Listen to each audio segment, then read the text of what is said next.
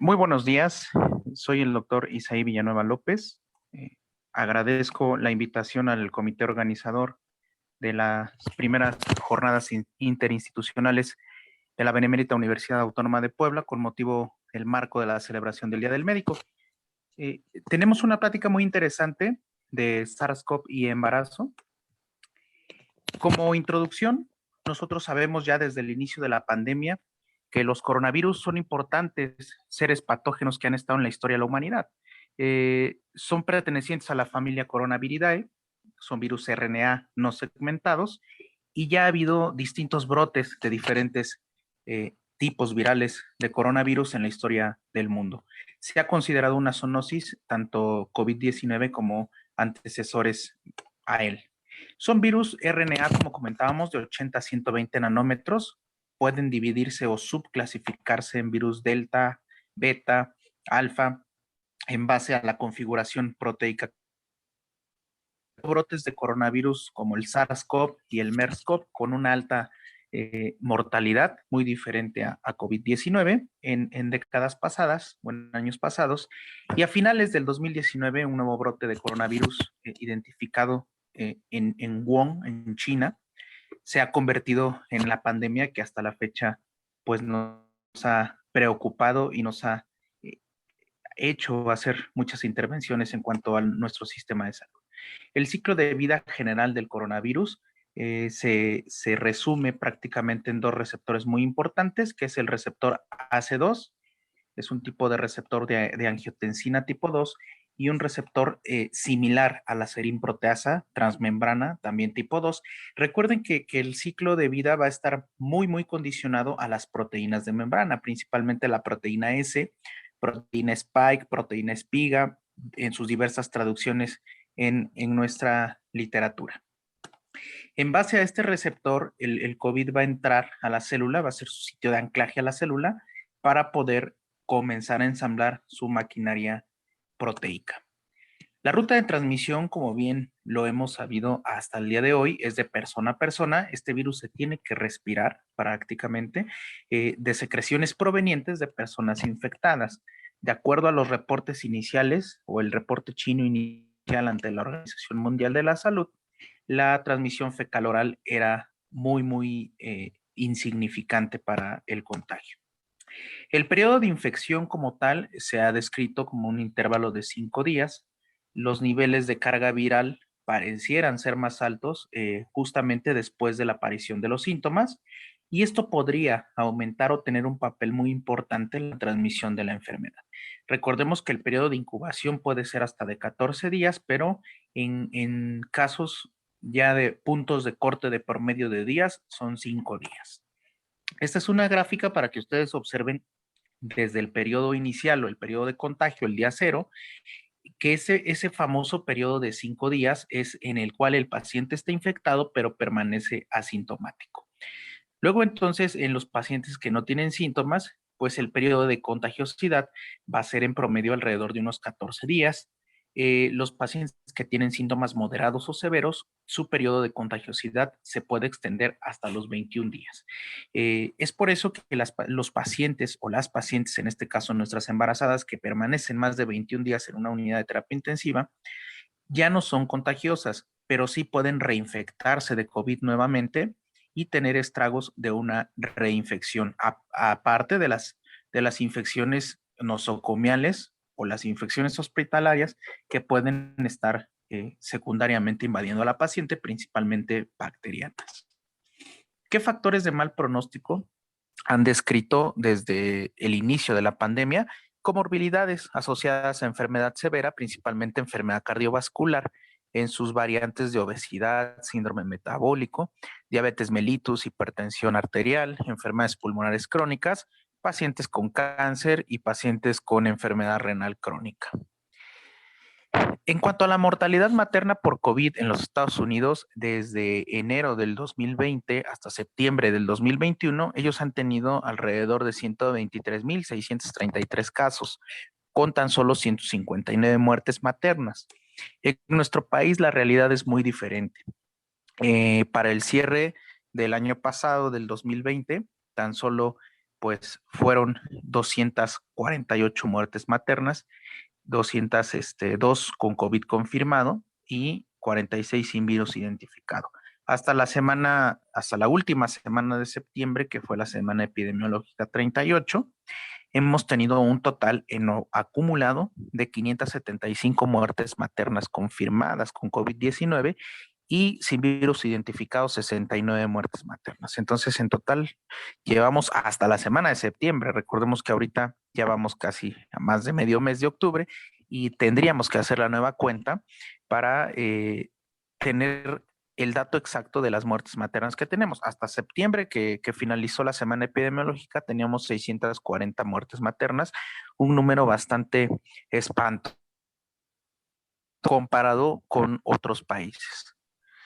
Las definiciones operacionales prácticamente son las que nos marca la guía de práctica clínica y los lineamientos técnicos para el manejo de la COVID-19 en el embarazo, que es toda persona de cualquier edad que en los últimos días haya presentado al menos signos y síntomas como tos, disnea, fiebre, cefalea, acompañado de al menos de mialgias, artralgias.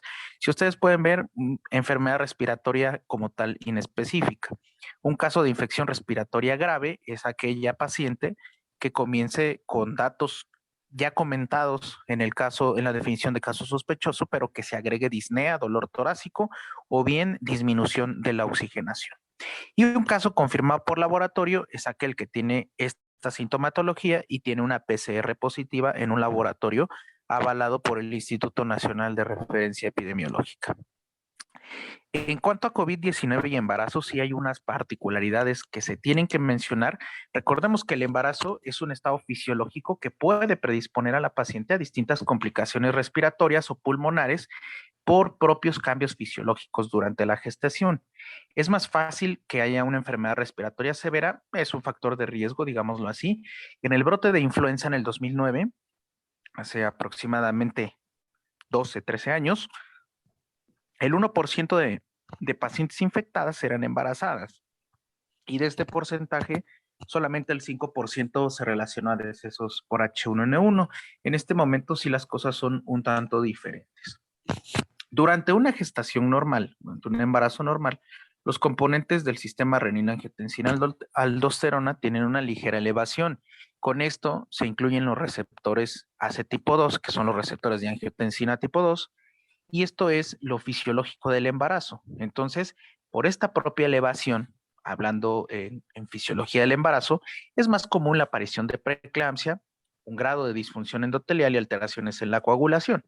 Los receptores como tal de tipo angiotensina tipo 2 son expresados en todas las células endoteliales del organismo, tienen la propiedad de aumentar la activación del complemento y facilitan en algunas enfermedades una tormenta de citocinas, como lo es característico de COVID-19.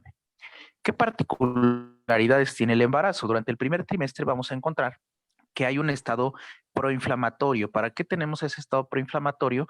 Precisamente para que las células NK, que son células NK deciduales, se adapten al famoso halo injerto del embarazo y se facilite la implantación y la placentación. Esto con el fin de que las células NK pueden llegar a disminuir sus funciones para no presentar antígenos paternos y no ser destruidos, ¿sí? Esto es un equilibrio entre células T, principalmente células helper tipo 1 y tipo 2. Durante el segundo trimestre, un efecto antiinflamatorio es el que predomina durante esta duración del embarazo. Los factores antiinflamatorios como la interleucina 10 están presentes.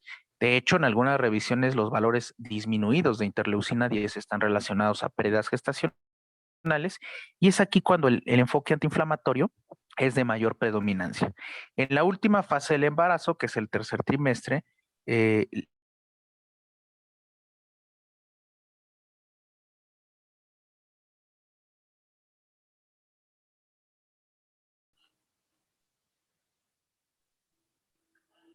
y como comentábamos, las particularidades del sistema inmune se debe de ajustar al famoso halo injerto con la capacidad de responder a un patógeno.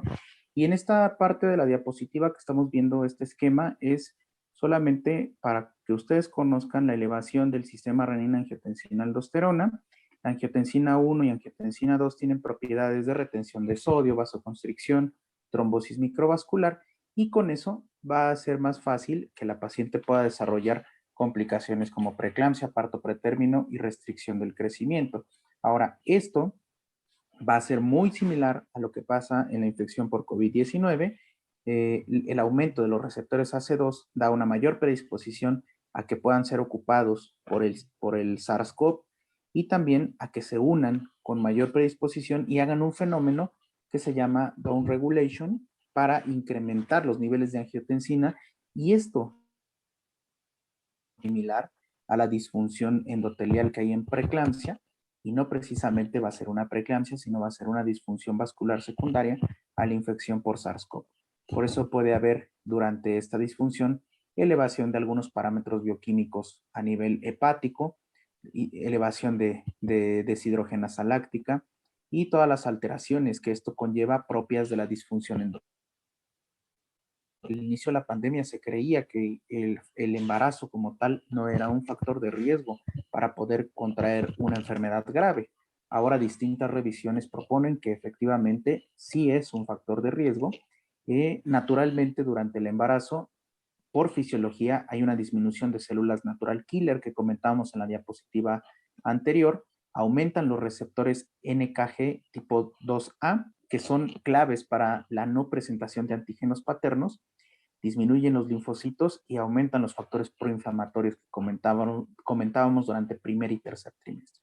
Curiosamente, en la infección por COVID-19, los cambios son idénticamente los mismos. Entonces, COVID-19, al infectar a una embarazada, dependiendo del trimestre, principalmente en primero y tercer trimestre, tiene una mayor facilidad para producir una enfermedad grave, aunque la paciente esté totalmente sana. No debe de tener comorbilidades, y teniendo comorbilidades, obviamente, el desenlace de gravedad puede ser mayor. La mujer sana, como comenta la diapositiva, es más susceptible a COVID-19 debido a la propia respuesta inmune que tiene el embarazo.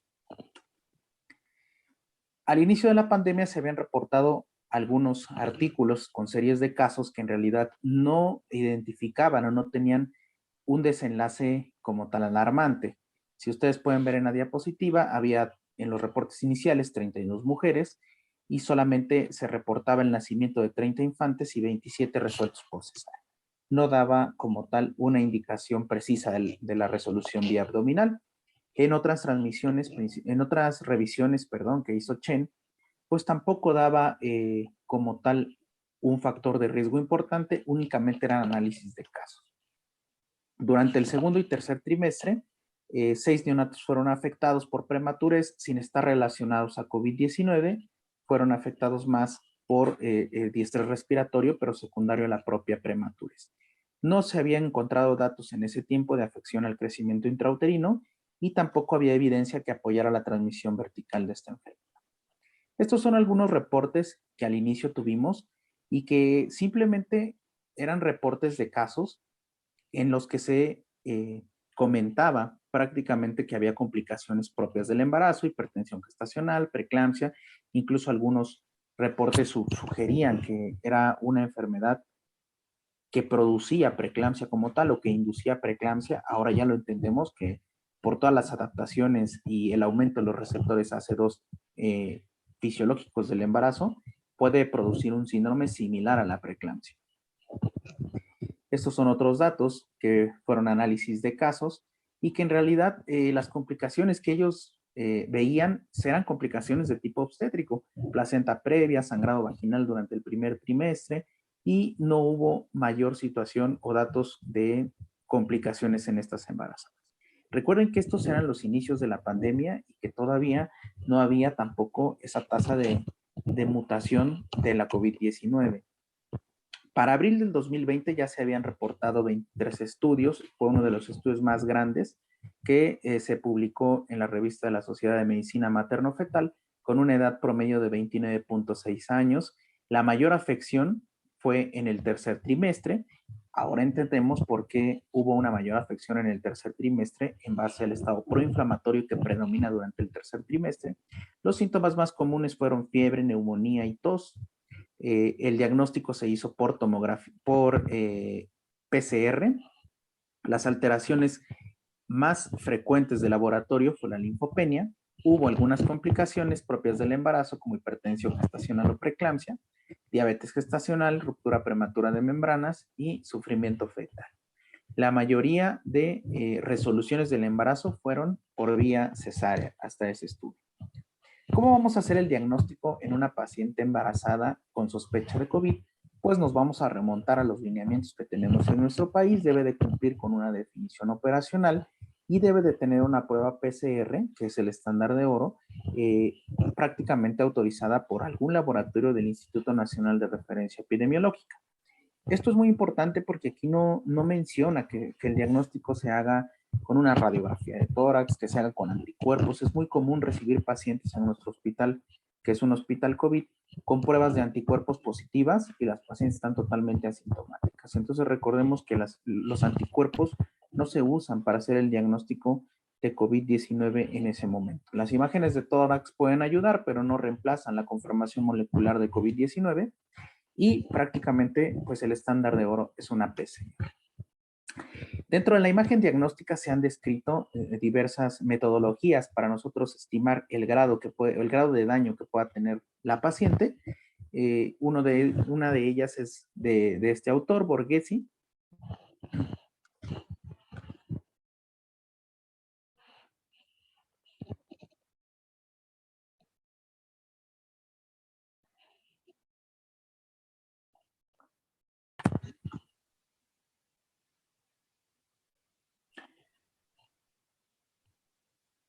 Bien, acorde a la imagen diagnóstica han surgido distintos métodos, principalmente con una radiografía convencional, ya que muchos centros en los que se atiende COVID, pues en algún momento no pueden llegar a tener una tomografía, o en alguna paciente que busca asistencia en algún hospital de primero o segundo nivel, en las que ese tipo de insumos pueden no estar a la mano. Borghesi ha descrito un método únicamente para trazar líneas horizontales y dividir el tórax por letras de la A a la F y con eso ir haciendo un puntaje de la afección de la paciente. La escala Rayleigh, que en algún momento fue utilizada para la evaluación del edema agudo pulmonar, también es una importante herramienta que nos puede ayudar a predecir la gravedad que tiene la paciente dividiéndola por segmentos del 25% del pulmón. Este es un ejemplo donde en la afección o en la imagen A hay una afección muy leve en esta zona, solamente es un cuadrante del pulmón derecho, mientras que en la imagen D es una afección totalmente severa, más de 3 cuadrantes en un 75% de afección. Scalem también propone otra escala que es similar y únicamente son escalas predictivas para nosotros conocer el daño en la mujer embarazada por COVID-19.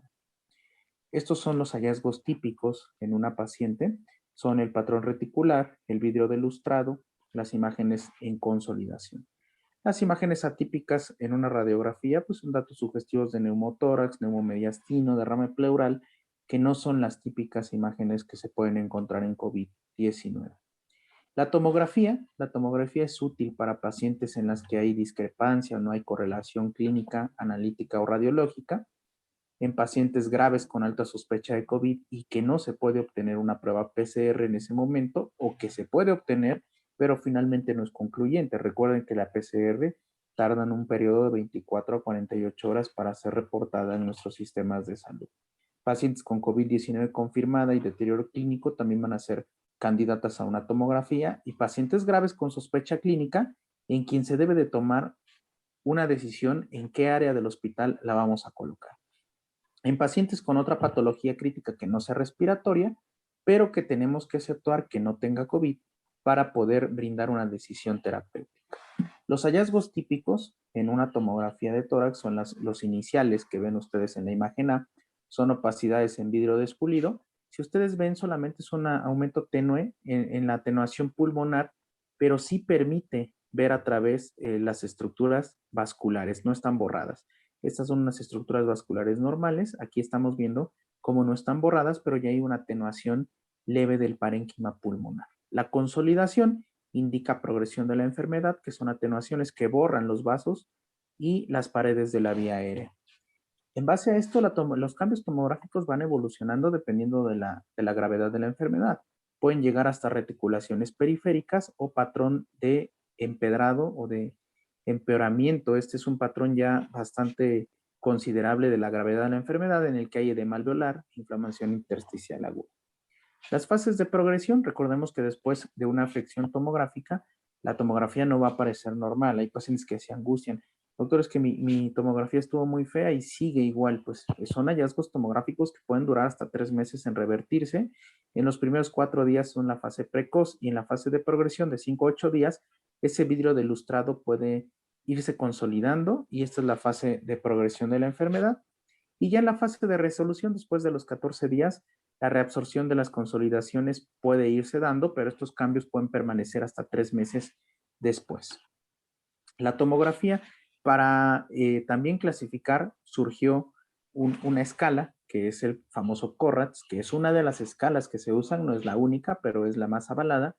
Entonces, CORRATS 4 o CORRATS 5 en base a los puntajes y los hallazgos son los más altos predictivos de COVID. Esta es una imagen para que se rían de que prácticamente los ginecólogos hacemos esta cara cuando nos dicen que no se le puede tomar una radiografía o una tomografía a la paciente, ¿no?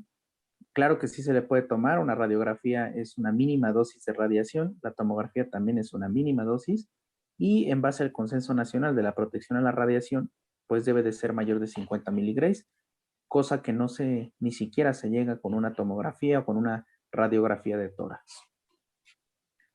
¿Qué criterios de ingreso va a tener la paciente? Pues volviendo a la definición clínica de cuadro de caso sospechoso y que tenga una radiografía clínica, una radiografía de tórax, perdón, con infiltrados pulmonares u otras imágenes sugestivas de neumonía, clínicamente que tenga datos de dificultad respiratoria, taquipnea, uso de músculos accesorios, sensación de asfixia o bien disminución de la saturación a menos del 95% en una embarazada. Algunos otros que se sugieren como evidencia de deshidratación, alteración en el nivel de conciencia o algunas comorbilidades que pueda tener la paciente. Este es un algoritmo que hizo la Federación Internacional de Medicina Materno-Fetal para catalogar a la paciente como asintomática, enfermedad leve, enfermedad moderada, que es aquella que ya comienza con desaturación, la enfermedad severa, con una frecuencia respiratoria mayor a 30, una saturación menor a 94, o una PO2, FiO2 menor a 300, con infiltrados pulmonares de más del 50%, es una enfermedad severa, y crítica, pues es una paciente en falla respiratoria o datos de falla multiorgánica.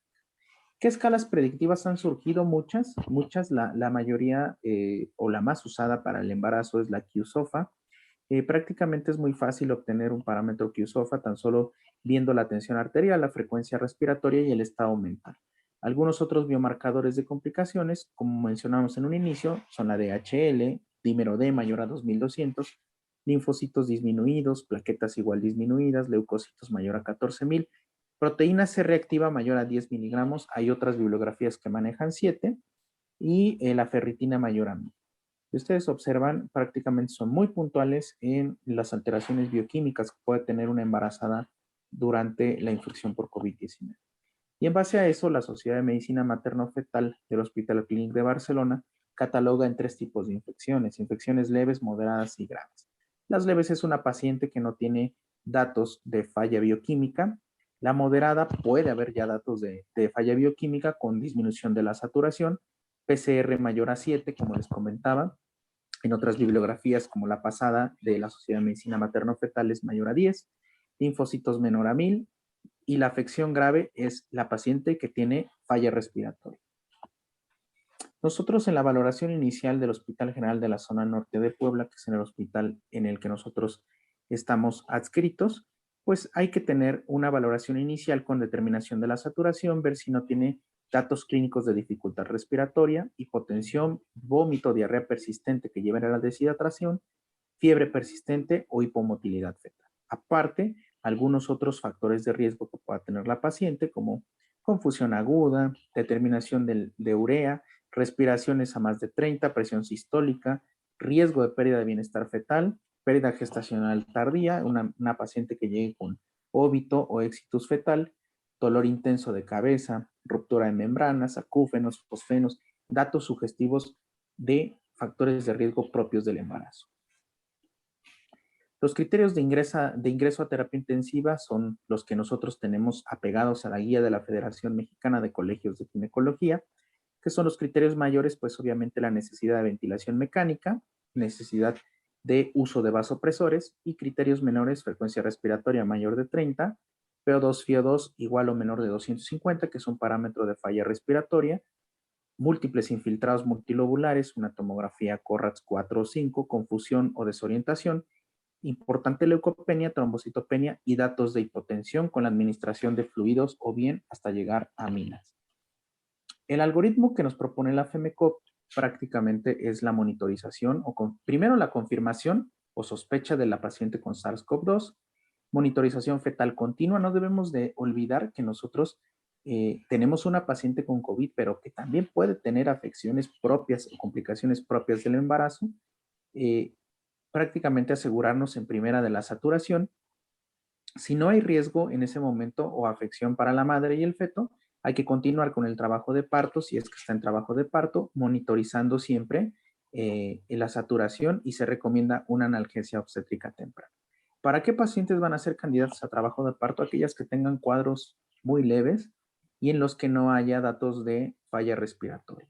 Si la paciente tiene datos de falla respiratoria o hay afección bioquímica, se sugiere, según los metaanálisis y las revisiones, que la resolución obstétrica debe de ser por vía abdominal para no empeorar el cuadro de la madre, y también si requiere un rápido control de la vía aérea. Obviamente son pacientes que no van a tener esfuerzo de pujo y que para el personal de salud el hecho de un trabajo de parto puede representar un mayor riesgo de infección.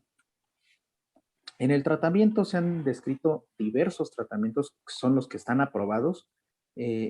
Puede ser diferentes fármacos que en su principio en el COVID-19, desde el 2019 prácticamente, salieron las primeras publicaciones. Si ven en esta imagen todavía se hablaba de cloroquina, hidroxicloroquina, que actualmente pues ya no están en uso, pero ya se hablaba de moduladores o medicina tipo tocilizumab, cirulimab, que impactaban a nivel de las interleucinas. Actualmente nuestra guía de práctica clínica lo que nos sugiere son dexametasona en las mujeres que tienen prácticamente o que hay indicación de iniciar oxígeno, con disminución de la mortalidad hasta en un 27%, siempre y cuando la paciente requiera oxígeno. Si la paciente tiene un cuadro leve, no se beneficia de la administración de dexametasona, 6 miligramos IV por 10 días. Puede haber anticuerpos monoclonales en los lugares en los que se tenga disponibilidad. No hay contraindicación para administrarla durante el embarazo. Heparina de bajo peso molecular, que sí está bastante indicada y se ha visto que hay mejoría en las pacientes que tienen la indicación por enoxaparina. Y remdesivir, que también en las unidades que se tenga acceso al remdesivir, pues se tiene que iniciar, pese a que la paciente esté embarazada, no hay contraindicaciones. ¿Qué aprendimos de la medicación? Pues lo que no debemos usar: acitromicina, dióxido de cloro, ciclosporina, hidroxicloroquina y toda una serie de listas de fármacos que no están aprobados y que en algún momento se usaron, pero no se tienen que usar de manera rutinaria. El manejo obstétrico, recuerden que la indicación de la cesárea debe tomarse justamente cuando esté médicamente justificada, y en casos severos, como les comentaba, de datos de falla orgánica, insuficiencia respiratoria, se evaluará la interrupción de la gestación independientemente de la edad gestacional. Sí nos ha tocado interrumpir pacientes de 25 o 28 semanas que han empeorado, que están dependientes de ventilador y que finalmente ese embarazo no va a progresar más allá de esas semanas. En cuanto al esquema de madurez pulmonar, la indicación de corticosteroides no demorará la finalización urgente del embarazo, y si la paciente está estable, se deben administrar más bien. La atención obstétrica debe ser la atención habitual. Indicaciones de cesárea, las que ya conocemos, indicaciones obstétricas habituales, solamente en caso de que, dice aquí, la situación clínica materna empeore, pues va a ser candidato a una resolución obstétrica vía abdominal. Se debe de monitorizar igual que una paciente sin COVID, pero obviamente con las medidas de protección tanto para ella como para el personal de salud. debe de tener en todo momento su mascarilla tipo N95 para protección de todo el personal de salud implicado, y obviamente el personal de salud debe de tener el equipo de protección adecuado. Recordemos, esta diapositiva es muy importante, que el deterioro materno grave es una indicación de finalizar el embarazo, ¿sí? ¿Para qué? Para el beneficio materno, facilitar el esfuerzo asistencial materno. Pese a todo esto, surgió en nuestro país el lineamiento para la prevención y mitigación de COVID-19 durante la atención del embarazo. ¿Y por qué ponemos en letras rojas esto? Porque esto es muy importante en la atención obstétrica en nuestro país. Toda mujer embarazada con sospecha de diagnóstico confirmado de COVID-19 debe de tener acceso a servicios de calidad. Eso es lo primero, incluyendo atención obstétrica, neonatal, aborto seguro en los marcos previstos por la ley, anticoncepción post-evento obstétrico, atención de la violencia, apoyo psicosocial o salud mental en el caso que sea. ¿Sí? Recordemos que la mujer es el pilar más importante en nuestra sociedad y es a la cual nos debemos nosotros como especialistas en ginecología y obstetricia. Y esto, la mujer con COVID-19 no solo implica atender la resolución obstétrica, tenemos que dar una atención de calidad precisamente enfocada en todos estos aspectos. La vigilancia prenatal debe de ser de manera convencional. La paciente debe de acudir a sus citas de control prenatal y es recomendable que se siga el protocolo como debe de ser. Si la paciente sale positiva y no es un cuadro grave, se tiene que aislar por 14 a 21 días, 21 de preferencia, con monitorización vía telefónica y con datos de alarma precisos en caso de falla respiratoria. La consideración que debemos de tener en cuanto a la reconversión hospitalaria, pues es que la consulta de control prenatal siempre debe de ir acompañada por un familiar, pero la persona ahí sí nos debe de esperar fuera de la unidad para mantener la sana distancia, y el personal de salud siempre buscará de manera intencionada factores de riesgo o sintomatología que nos haga sospechar de COVID-19. La misma guía, el lineamiento técnico que tenemos, nos dice que el aislamiento debe de ser de 21 días. Eso es totalmente importante. Hay veces que solo le dan aislamiento 14 días. Está descrito, pero lo que marca la ley son 21 días. La lactancia materna, no hay evidencia de que haya una transmisión a través de la lactancia. Sí se recomienda que se inicie, pero siempre y cuando la madre tenga medidas de precaución y equipo de protección para no contagiar al recién nacido. Este es un cuadro nada más de un algoritmo en cuanto al control prenatal, trabajo de parto y emergencia, y son medidas que ya hemos estado comentando de cómo vamos a manejar a la paciente que ingresa con datos asintomáticos o bien que ingresa con datos de falla respiratoria. ¿Qué puntos finalmente nos preocupan a esta fecha de la pandemia?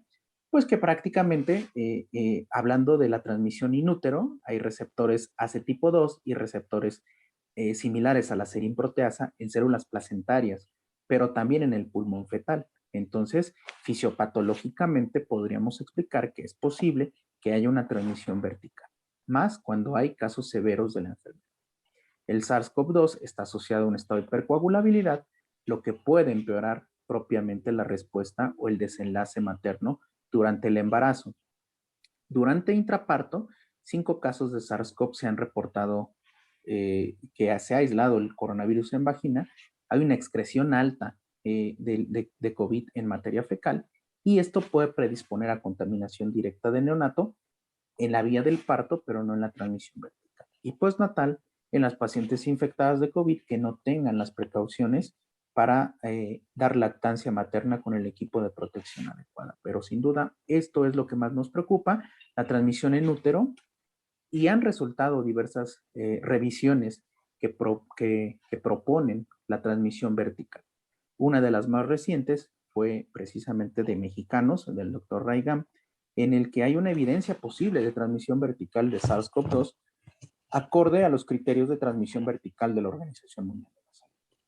¿Por qué nos preocupa? Porque durante la tercera ola, en los hospitales que estuvimos reconvertidos, fue un evento catastrófico totalmente. Sí tuvimos una mortalidad alta, cuadros de empeoramiento, cuadros severos totalmente, claro, fue mayor en pacientes no vacunadas, pero finalmente es el compromiso que tenemos, la disminución de la mortalidad tan alta que tenemos por COVID-19, y hacer énfasis en un pilar importante, que no es el objetivo de la plática, pero siempre enfatizar la vacunación para la prevención, ¿no? Hay muchos mitos acerca de la vacunación durante el embarazo, pero tenemos que concientizar como profesionales de la salud que la paciente embarazada a partir del primer trimestre, 12 semanas, se tiene que estar vacunando contra COVID-19. Pues muchas gracias, agradezco la invitación al comité organizador y espero haya sido de utilidad nuestra plática. Muchas gracias.